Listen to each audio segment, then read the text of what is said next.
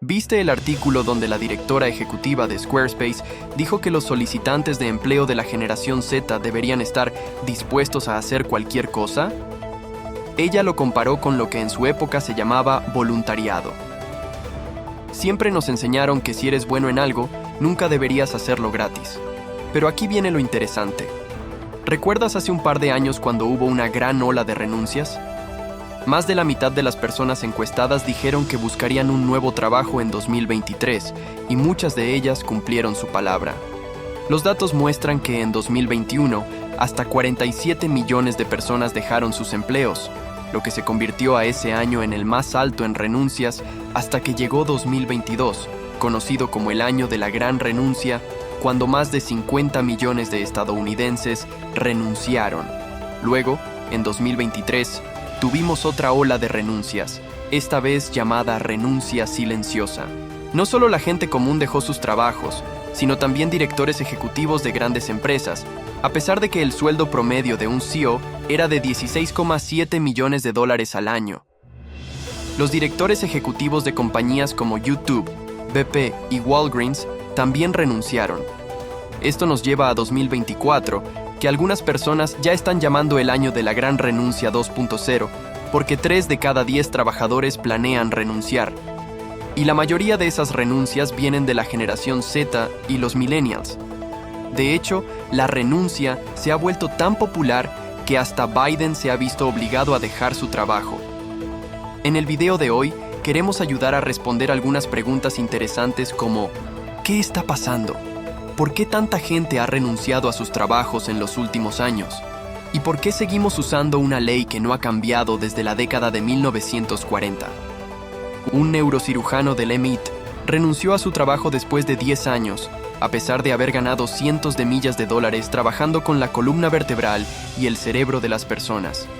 Está contando su historia mientras vive en las montañas, y realmente nos llamó la atención porque ¿cómo alguien podría dejar un trabajo tan prestigioso después de tanto tiempo y ganando tanto dinero? Su historia es súper interesante y se remonta a hace 10 años cuando tomó el juramento para convertirse en neurocirujano. Lo que descubrió es que las cirugías ayudaban a las personas de una vez en cuando, pero la mayoría de las veces no funcionaban para la mayoría de sus pacientes. Entonces, comenzó a hacerles preguntas sobre sus vidas, como qué tipo de trabajo tenían, si estaban estresados, si hacían ejercicio, qué comían y cuánto dormían. Durante todo este proceso, descubrió algo realmente interesante. Todas las personas que se recuperaban bien después de sus cirugías, algunas tenían cosas en común. Estas personas seguían una dieta principalmente basada en plantas, no comían alimentos salados, hacían ejercicio regularmente, caminaban al aire libre, iban a la sauna o vivían en lugares cálidos. Además, no fumaban, no bebían mucho y generalmente tenían un buen apoyo social, como seres queridos, familiares, hijos o amigos con quienes socializar. También dormían unas 8 horas todos los días, y si tenían un trabajo estresante o alguna preocupación, se encontraban una manera de manejarlo, ya sea practicando la atención plena, meditando o simplemente estando presente y liberando el estrés. Por otro lado, las personas que no mantenían su salud después de la cirugía eran todo lo contrario. No dormían bien, se sentían estresadas la mayor parte del tiempo, no hacían ejercicio, no comían alimentos saludables y no contaban con un grupo de apoyo para ayudarlas a sobrellevar las cosas. Las cirugías para estas personas solo las ayudaban temporalmente, pero después sus cuerpos volvían a sufrir. Cuenta que fue entonces cuando el neurocirujano tuvo una especie de revelación, un momento ajá sobre cómo realmente podía ayudar a las personas. Se dio cuenta de que el problema era grande, pero también vio que, en todo el país, la manera en que funcionan los hospitales es que necesitan generar ingresos.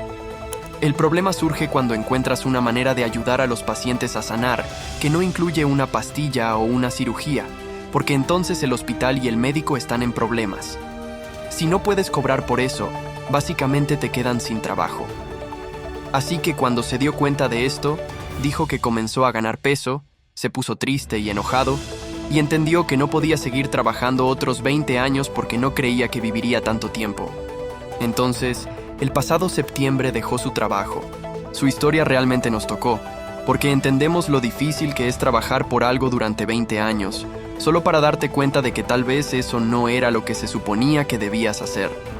La historia de este neurocirujano realmente nos hizo preguntarnos por qué la gente tiene estas revelaciones y decide renunciar a sus trabajos.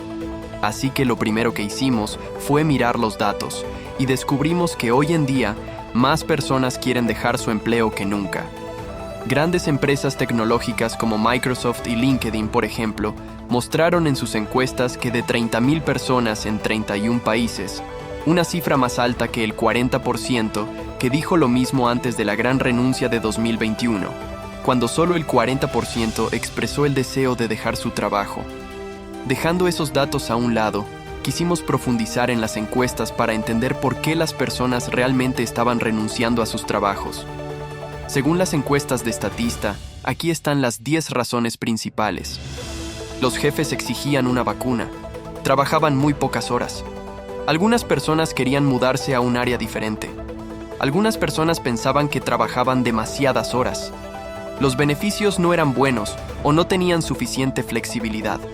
Las condiciones de trabajo no eran seguras o saludables. No había un buen equilibrio entre el trabajo y la vida personal. Problemas de cuidado infantil. La gente sentía falta de respeto en el trabajo. Sentían que no tenían oportunidades de avanzar o pensaban que el salario era demasiado bajo. Todas estas son razones bastante comprensibles para que alguien renuncie a su trabajo, pero el problema es que ninguna de estas razones es nueva. Cualquiera podría haber renunciado a su empleo por estas razones en cualquier año. Esto no nos ayuda a entender por qué tantas personas han renunciado últimamente.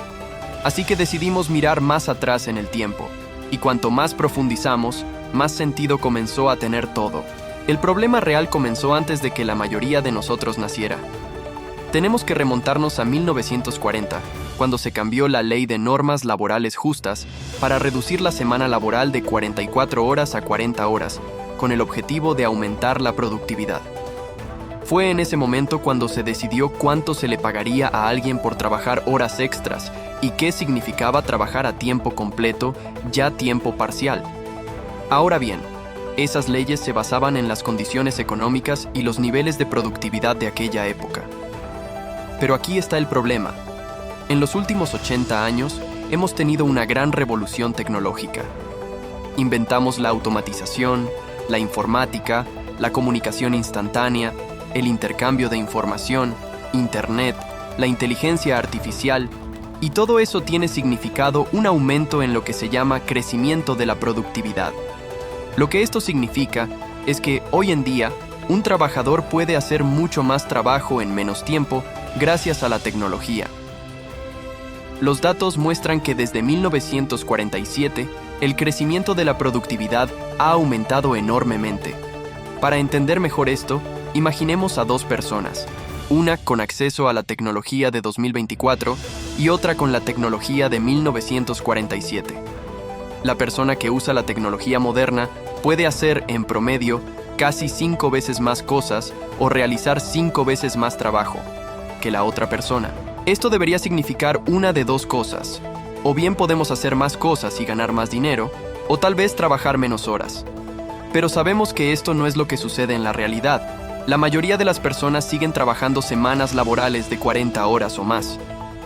La otra opción sería que ganemos más dinero, pero los datos muestran que no ha sido así. No solo muchas personas hoy en día tienen múltiples empleos, algo que no era común en la década de 1940, sino que el crecimiento de los salarios no ha seguido el ritmo del aumento de la productividad.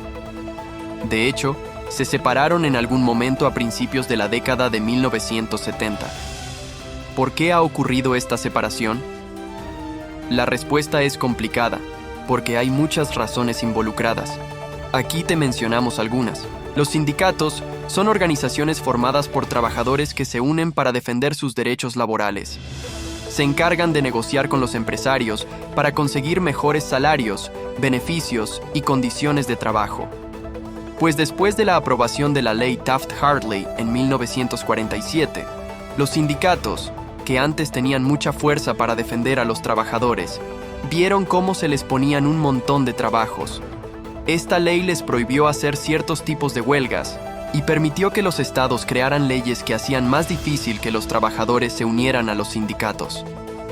Con menos gente en los sindicatos y menos poder para negociar, los salarios empezaron a estancarse, mientras que la productividad seguía aumentando. Tenemos que despedir el video de hoy. Pero no se preocupen, pronto estaremos de vuelta con más contenido emocionante. Antes de irnos, nos encantaría que nos dejen sus comentarios y sugerencias para futuros videos. No se olviden de suscribirse para no perderse ninguna de nuestras actualizaciones. Gracias por su apoyo y nos vemos pronto.